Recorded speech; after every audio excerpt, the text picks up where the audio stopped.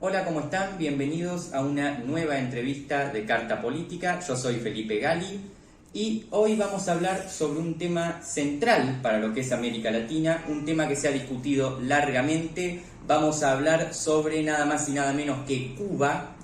Hablamos de un país que ha destacado mucho en el ámbito internacional en las últimas décadas. Destacó por ser el único estado socialista de América Latina y a partir de los 90 por ser uno de los últimos en el mundo.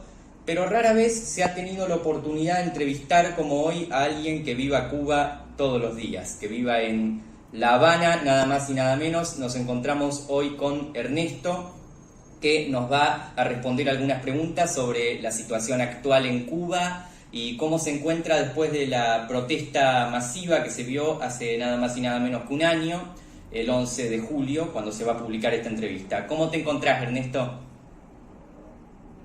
Hola, muy buenas tardes. Me encuentro muy bien y con mucho gusto de hablar sobre mi país. Y muchas gracias por aceptar esta invitación. A nosotros también nos da mucho gusto escucharte. Empezar con, si pudieras explicar un poco el panorama político, social, un poco el panorama actual de Cuba. Más que nada, si podés hacernos una pequeña reseña, lo que quieras empezar para contar un poco la situación actual de Cuba. Ok, bueno, Cuba actualmente el gobierno que tenemos es un gobierno que es la continuación de un proceso que ya tiene 63 años, la Revolución Cubana, que triunfó el 1 de enero de 1959. Poco a poco fueron el grupo que triunfó, que era el movimiento 26 de julio, fue reformando el cubano. Éramos una democracia plural, con sus problemas, ¿no? Pero bueno, plural. Y entonces finalmente en el año 61 Cuba se convierte en un estado socialista oficialmente, de partido único. Aquí el único es el Partido Comunista. Tenemos como tal no hay que ser de Partido Comunista para pertenecer al Parlamento, pero hay que ser pro-socialismo. Es un requisito no escrito de que debe serlo. Y bueno, continuamos con este gobierno socialista desde que triunfó la revolución. Y realmente no hay oposición política legal como tal actualmente. Hablamos de un sistema en el que solo hay un partido político legal, uno de los últimos 5 en el planeta. En fin, podés continuar, Ernesto. Se cortó un poquito, pero suena bien. Ok. Pues nada, nosotros tenemos aquí un sistema de partido único. El presidente actual es Miguel Díaz-Canel. Fue elegido indirectamente por la Asamblea Nacional del Poder Popular. Curiosamente, un solo diputado votó en contra. Todos los demás son creo que 635. Uno solo votó en contra de su elección y fue el único candidato que se propuso. Él está de presidente desde el año 2018. El año que viene hay elecciones, probablemente lo elijan de nuevo. Hay un conjunto de organizaciones, ¿no?, que se supone que representen a la gente, pero son más bien de control totalitario. Por ejemplo, tenemos la Unión de Jóvenes Comunistas, que es como la antesala del Partido Comunista para los jóvenes. Por cierto, a mí me forzaron a unirme, como a muchos jóvenes, durante el tiempo que pasamos el servicio militar. Nos metieron a la fuerza. Está la FMC, que junta a las mujeres. Está la CDR, que es una organización que funciona en cada cuadra del país, el Comité de Defensa de la Revolución, que son supuestamente para la seguridad de los ciudadanos, pero bueno, sirve para más cosas. Y nada, hay un entramado de organizaciones que defienden el status quo actual de las cosas. En teoría hay una democracia popular basada en el Partido Comunista, pero realmente no es tan así y muchos grupos de personas no se ven representados dentro del sistema actual. Y decime, Ernesto, ¿cómo impacta el sistema político de Cuba en la vida del cubano promedio? Entrando en ese tema, ¿qué represalias puede enfrentar un cubano por expresar su oposición al gobierno? Bueno, primero, la primera pregunta de cómo impacta el sistema político. Bueno, a ver, las medidas y las decisiones que se toman tienen un componente ideológico muy alto en diferentes ámbitos. Por ejemplo, la economía, si bien ha habido una apertura, en los últimos años sigue siendo socialista. Entonces la mayor parte de los medios de producción son del Estado actualmente. Se dice propiedad pública o propiedad social, pero en realidad son del Estado, no del pueblo. Entonces las medidas que se toman tienen un componente ideológico muy alto y esa vez impacta porque a lo mejor no son las más racionales las que se deben tomar, y eso trae como consecuencia que se afecte a la población, ¿no?, en general. Y como en muchos ámbitos es igual lo mismo, tiene un componente ideológico muy fuerte.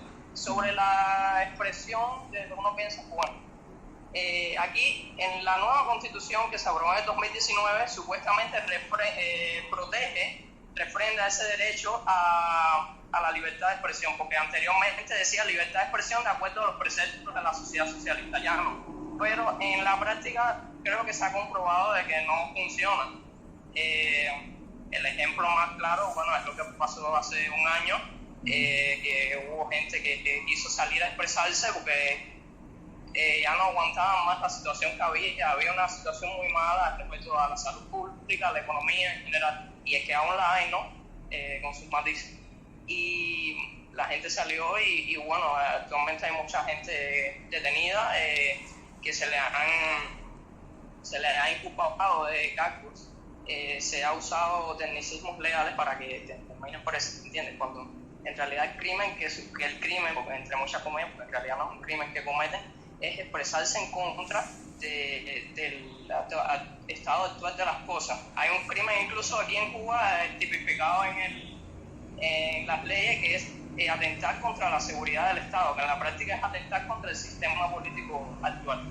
Entonces, expresarse en contra del gobierno puede tener muchas consecuencias. Yo soy universitario y en el código de normas de la universidad está que hay que ser revolucionario.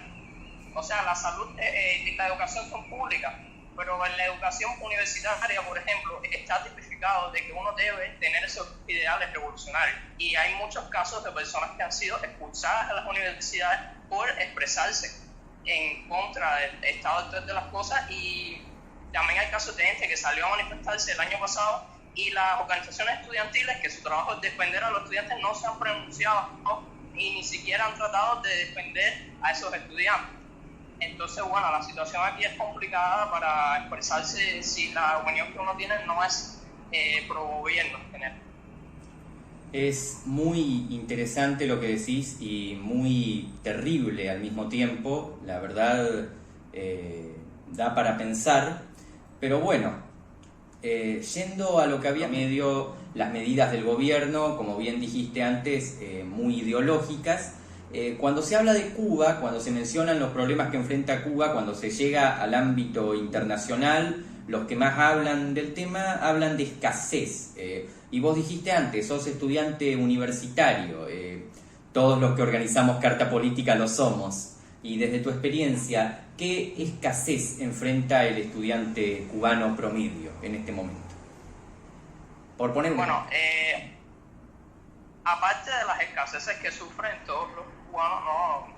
Cualquier cubano, ya sea de alimentos y artículos esenciales, ¿no?, para poder vivir, los materiales de estudio, o sea, no sé, hojas, lápices, qué sé yo, todo eso es complicado de conseguir, y especialmente las hojas hemos tenido un problema muy grave. Por ejemplo, en mi carrera hace falta para una asignatura que las necesita y no nos las dan. Entonces la educación es pública, es gratuita, pero hay cosas que escasean y que te exigen, entonces tienes que pagarlas o ver cómo las consigues. También nos afecta el transporte. Actualmente hay un problema muy grave con el transporte porque, como saben, el precio de las materias primas internacionalmente ha subido mucho con todo lo que ha ocurrido, y eso afecta a Cuba. Cuba no tiene muchos ingresos, entonces el transporte se ha visto perjudicado, el transporte público, que es el que los estudiantes usamos. Entonces mi universidad está lejos de mi casa, entonces para llegar es un problema. Y entonces diariamente lidiamos con esos problemas, los que nos interesa estudiar. tenemos que batallar para poder seguir estudiando porque hay muchas escaseces, hay muchas dificultades, pero bueno, ahí seguimos. Muy bien, Ernesto, la verdad es impresionante ver hasta qué punto puede afectar, como habías dicho antes.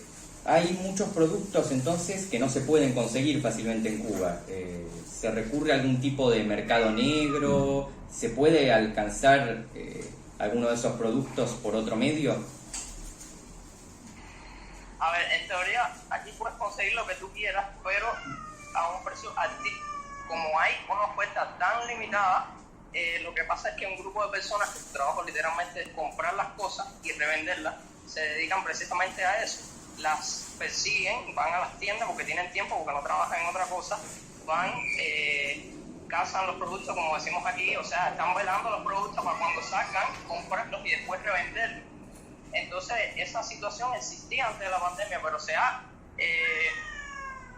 a un nivel increíble porque pues también por una medida que tomó el gobierno, que no sé si pues, después quieres que te hable con más detalle, pero bueno, la tarea de ordenamiento, que fue un cambio de política monetaria que provocó que todos los precios de todo se dispararan, y eso ha ayudado a los revendedores a lucrarse más.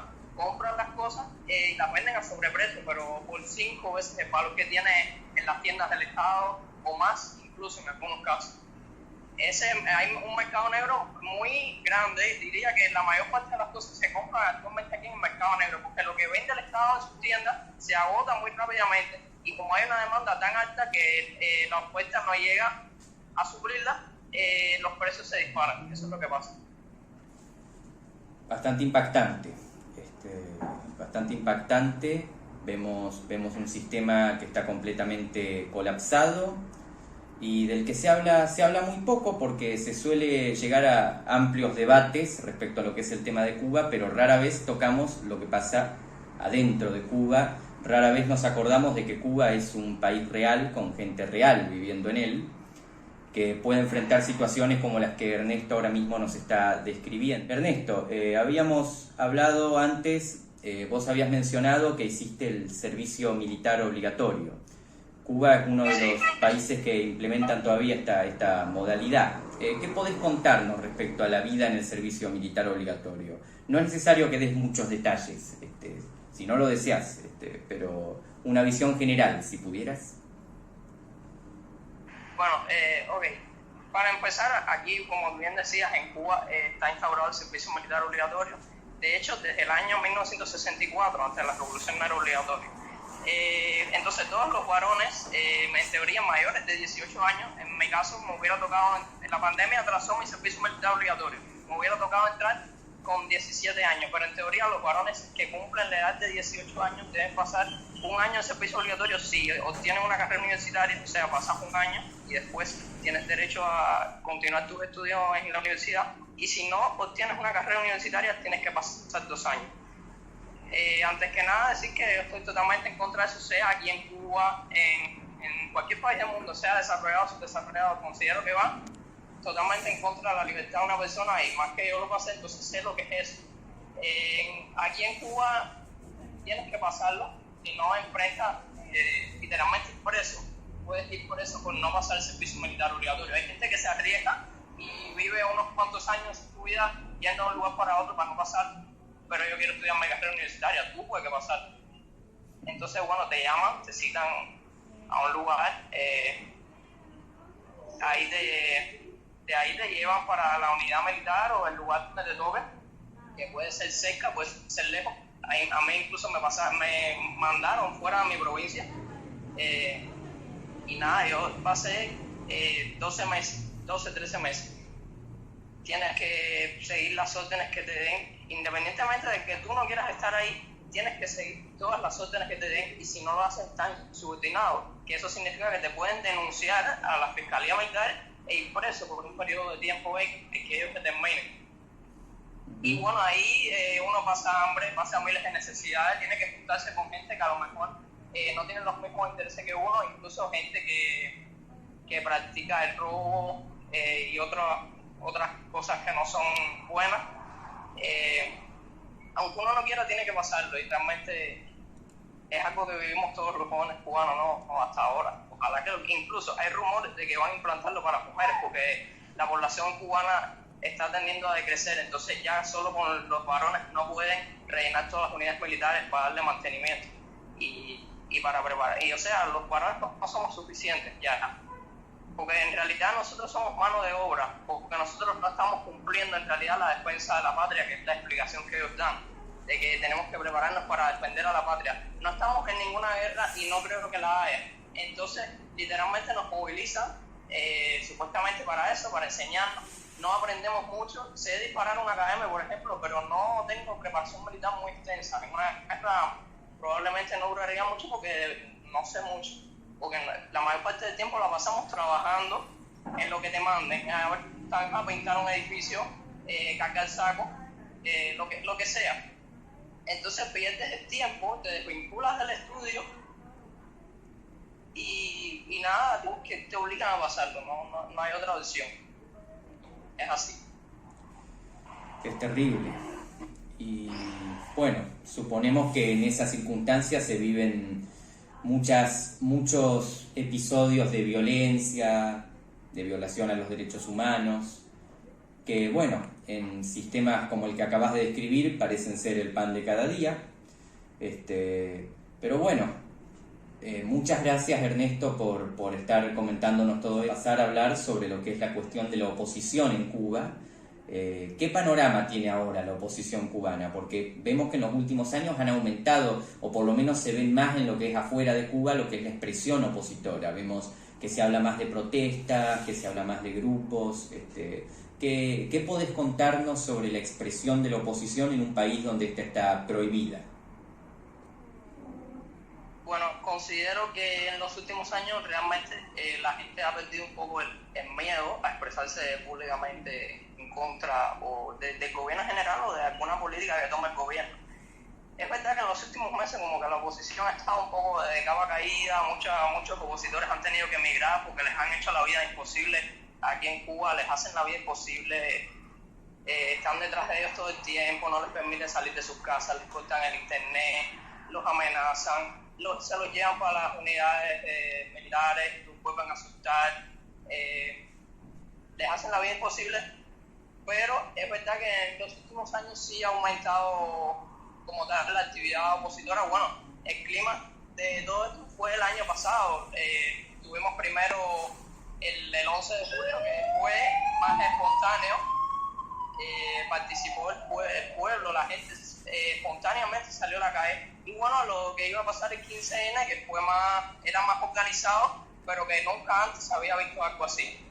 Todo esto viene, considero yo, desde que Obama empezó a abrir las relaciones con Cuba, los medios independientes empezaron a desarrollarse más, había más viajes entre Cuba y Estados Unidos, aumentaron las relaciones de los cubanos con el exterior, hubo más turismo, por lo cual los cubanos empezaron a conocer más desde la perspectiva de los extranjeros, de cómo se vive en otros países. Y bueno, empezaron a surgir diferentes figuras de la oposición. Nuestra oposición está en pañales todavía, no tiene un programa común, no hay partido, la situación se hace muy complicada porque no es legal, es muy complicado organizar.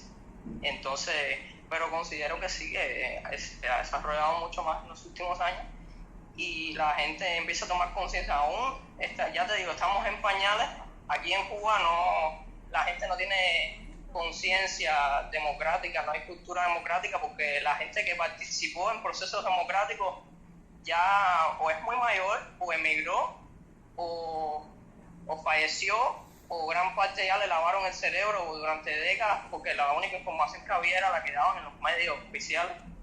Entonces no hay cultura democrática, la gente no conoce mucho de sus derechos. Entonces, medios independientes, ¿qué plataformas estarían usando estos medios para...? Me imagino que prensa libre no hay en Cuba en este momento, ¿no?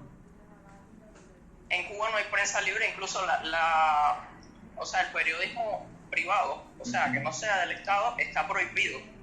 Hay una lista de actividades privadas que están prohibidas y entre ellas está el periodismo. Los únicos medios que se escogen, que pueden incidir, son los medios estatales para estudiar periodismo, te hacen pruebas de actitud y bueno, si no, a lo largo de la carrera, si no estás a favor del gobierno, como que va a ser muy complicado que luego consigas trabajo. ¿Dónde te van a contratar? En ningún lugar. El periodismo privado está prohibido, por lo tanto los medios independientes que hay tienen su sede en Estados Unidos, que es donde más cubanos hay, que eso es algo que paradójicamente le critican mucho a los medios independientes, que su base es en Estados Unidos, pero digo yo, si es ilegal tenerlos aquí, ¿dónde van a estar? En donde más cubanos haya, fuera de Cuba. Las plataformas que utilizan, por supuesto, es el internet, es la que usan todos. Hay muchos medios independientes, unos más independientes que otros.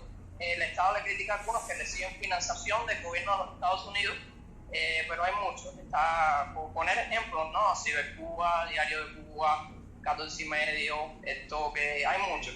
Y han surgido sobre todo después de la apertura de las relaciones con los Estados Unidos. Estos medios tienen cada uno, varían muy poco en su postura, tienen cada uno su postura, pero casi todos se dedican a criticar, por supuesto, al Estado cubano.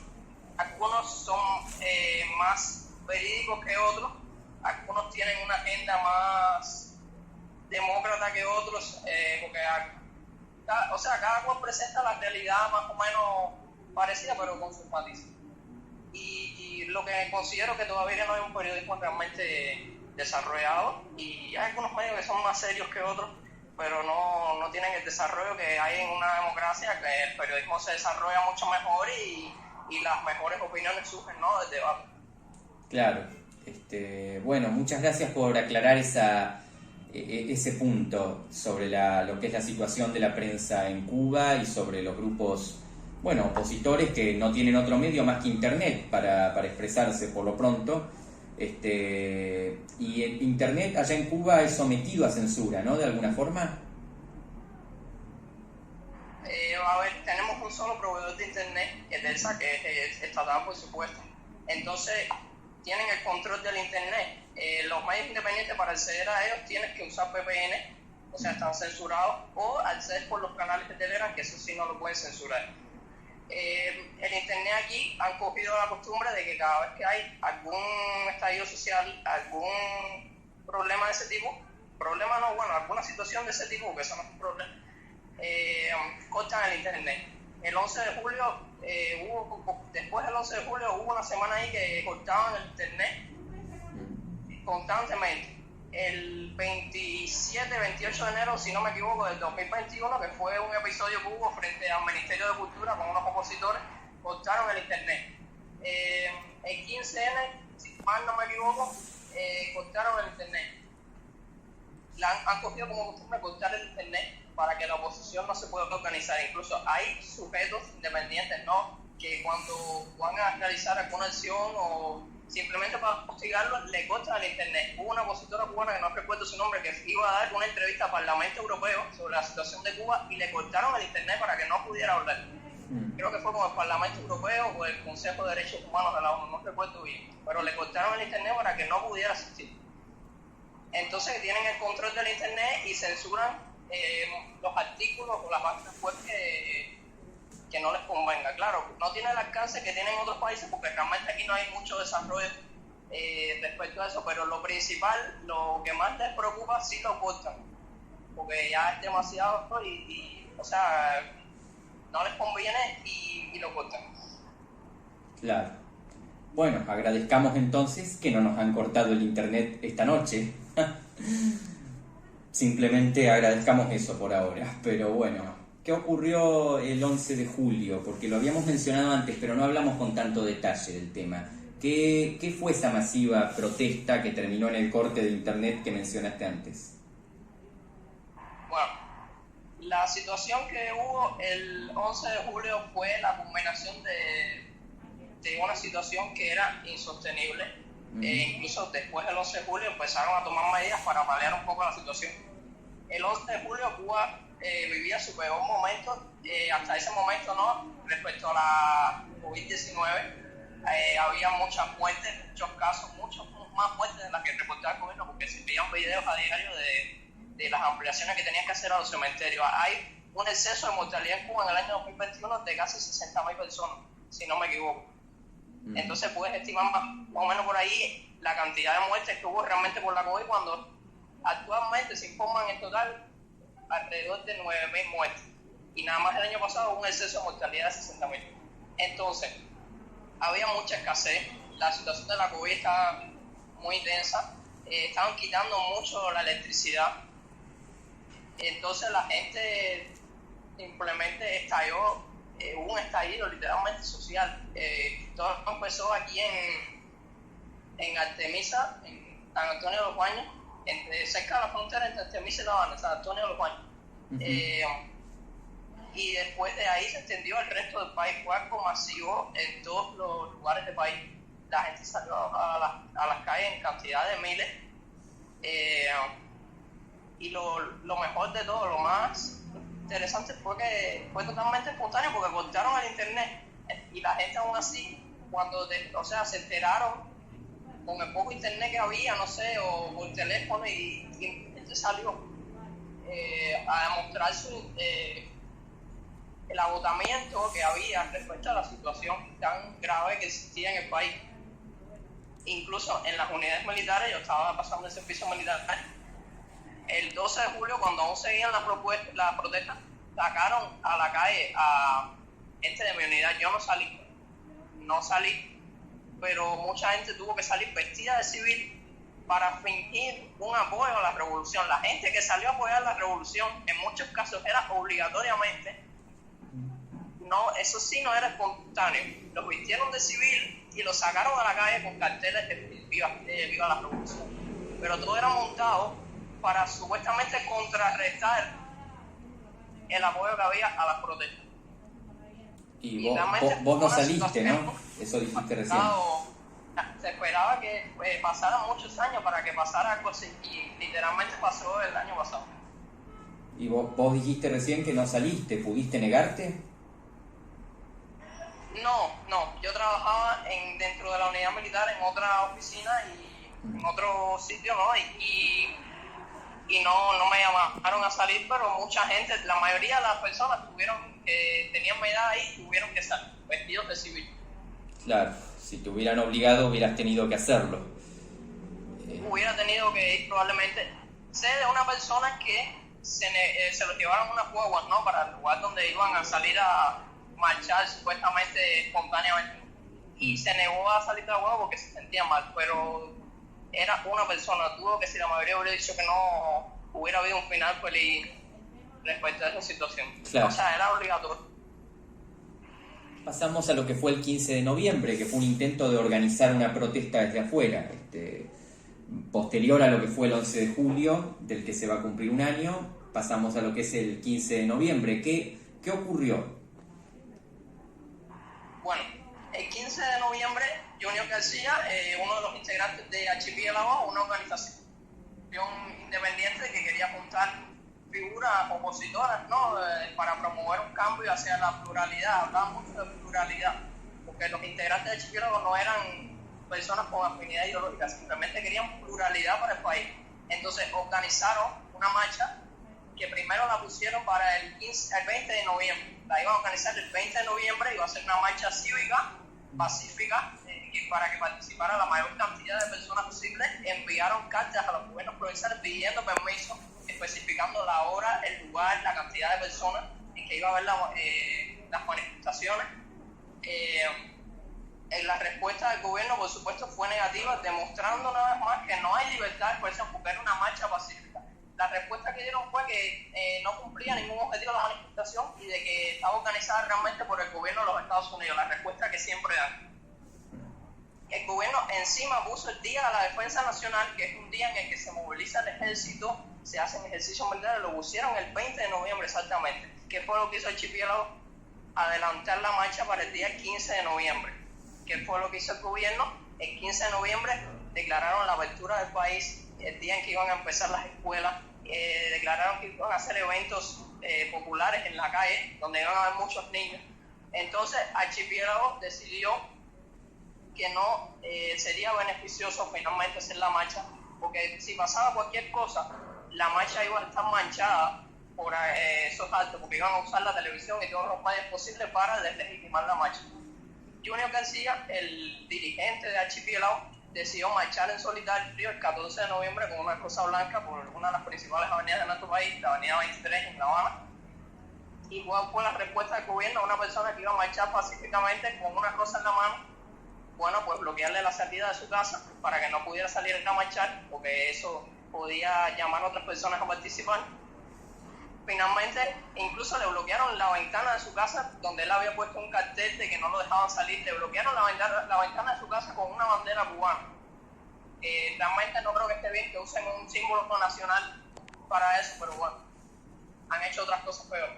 Entonces, le bloquearon ese ejercicio cívico individual de él. Ni siquiera el promotor principal de la marcha pudo participar.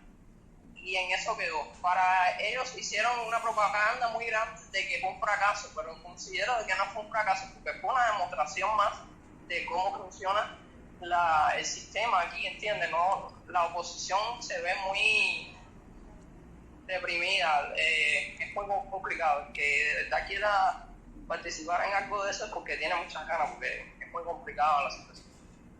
Claro, es tremendo y demuestra cuánto miedo le tiene el gobierno cubano a las expresiones de descontento. Ahí me viene a acompañar mi gato Póker, que se me sienta. Muchas gracias, Ernesto, por todo lo que estás haciendo. Muchas gracias por tu valentía, sobre todo, por expresar lo que nos estás expresando. Y bueno, y vamos a hablar ya de una cuestión un poco más personal. Si Cuba fuera una democracia, ¿cómo te definirías vos políticamente? ¿Cómo ves las ideologías políticas y qué te gustaría para Cuba? Bueno, muy interesante la pregunta. Ante todo, ahora creo que ahora mismo, ¿no? Lo importante es definirse entre demócrata y pro gobierno, ¿no? Ahora las personas que consideramos de que debe haber pluralidad, no debemos ser ni de derecha, ni de izquierda, ni de centro, ni liberales, ni conservadores. Debemos ser demócratas ante todo.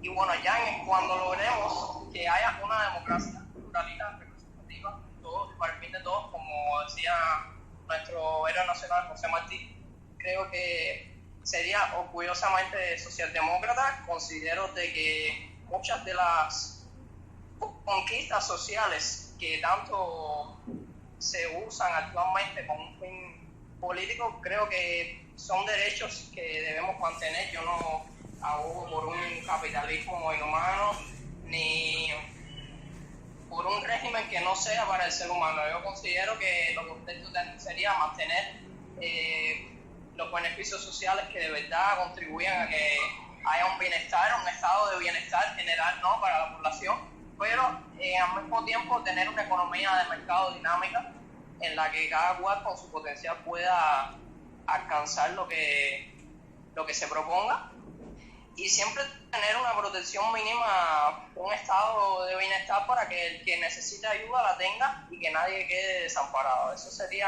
muy grande rasgo lo que considero que apoyaría en una democracia plural.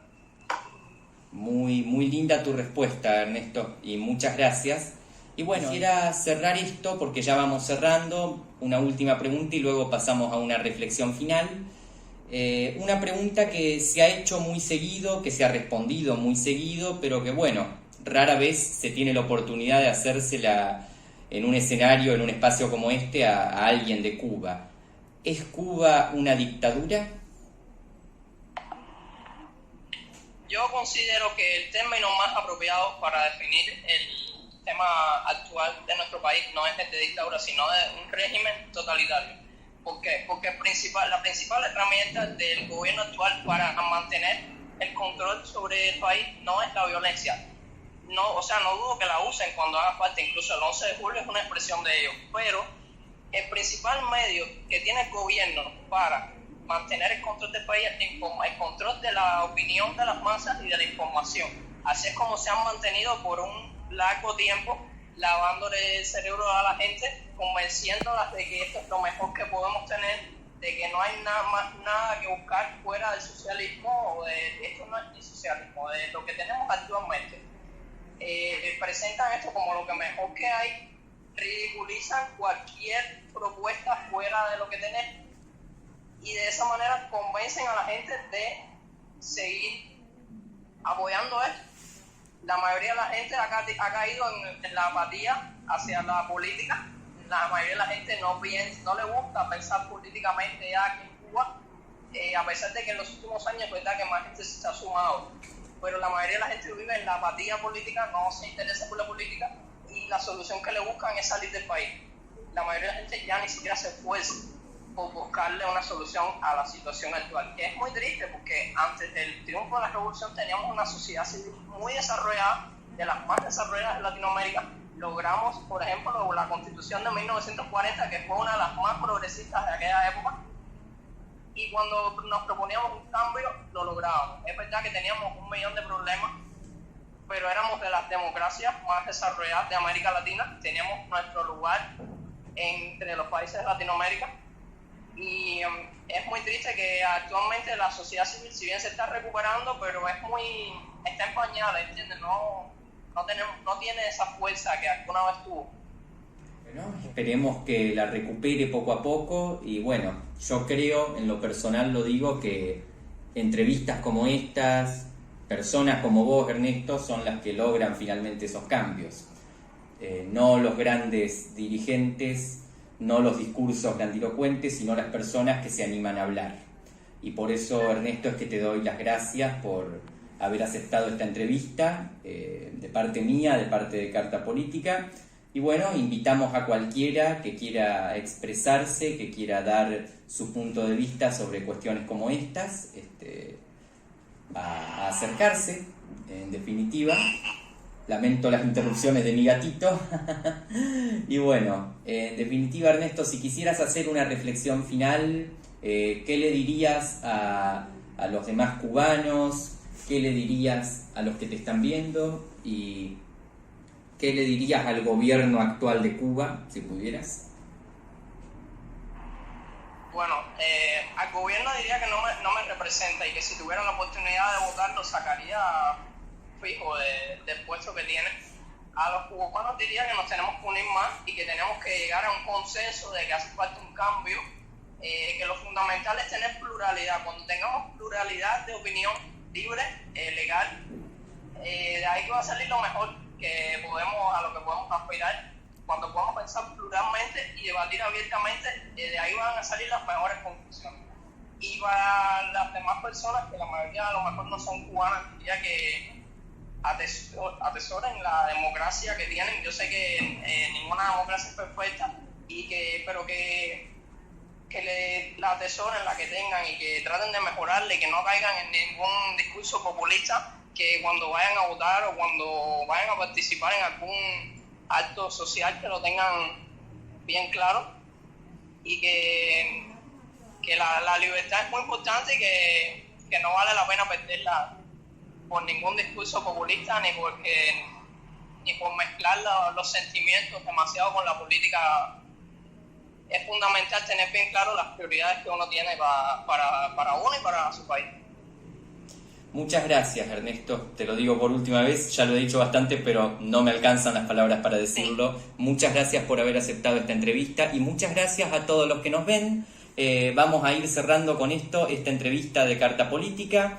Pueden seguirnos en nuestras redes sociales como @politicatcarta en Twitter o como Carta Política en Instagram. Y bueno, los invitamos a que nos vean, a que den like, a que retuiteen, a que nos compartan y a que nos vean. Muchas gracias a todos, nos despedimos. Nos vemos, Ernesto. Chao.